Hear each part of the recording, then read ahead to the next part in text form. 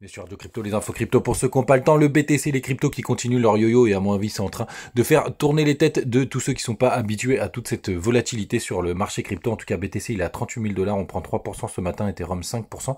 Du côté de la map, on a aussi des beaux rebonds, notamment du côté de Missile Sol qui lui aussi est l'exemple type du fameux yo-yo. Luna qui prend 7%, on a aussi Avax qui prend 4%.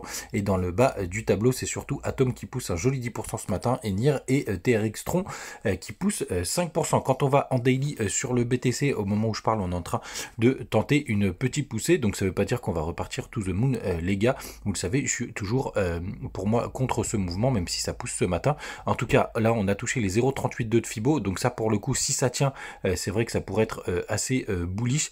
Mais on va voir. En tout cas, il y a des grosses résistances qui nous attendent.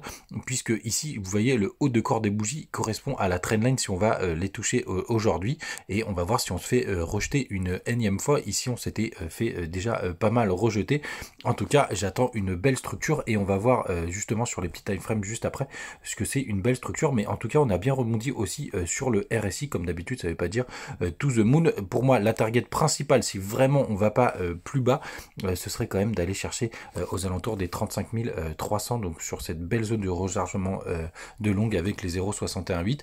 Quand on passe en 4 heures, vous le savez, on attendait le bas du nuage, mais pour le coup, pour l'instant, on n'a pas du tout été le chercher. On s'est arrêté pas mal avant.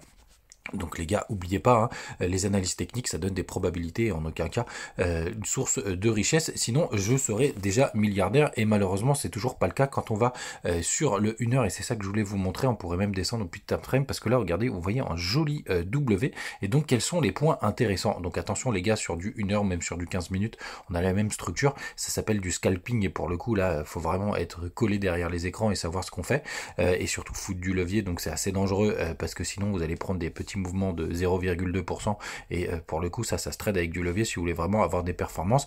En tout cas là on a un joli W et vous voyez juste ici à la cassure, ici le signal il a été donné ici et là on a eu un petit retest sur cette bougie donc vers c'était à 2h du matin. Donc les gars mettez vos réveils, non je déconne les gars, bien évidemment faites pas ça. On a eu un petit retest du haut de W et là c'est exactement sur ce point là que ça devient intéressant de rentrer avec un petit stop un peu plus bas et vous voyez on a une poussée derrière et on peut voir la même chose en 15 minutes, juste ici, vous voyez, on fait un W. La cassure, elle a été là, le retest ici, et après, on a une jolie tendance haussière. C'est exactement ce qu'on attend de voir en daily, mais pour l'instant, c'est pas du tout le cas, et surtout, on n'a pas de volume. Le 3D, toujours pas croisé, les gars. On reste vigilant. Faites attention à vous, et à demain.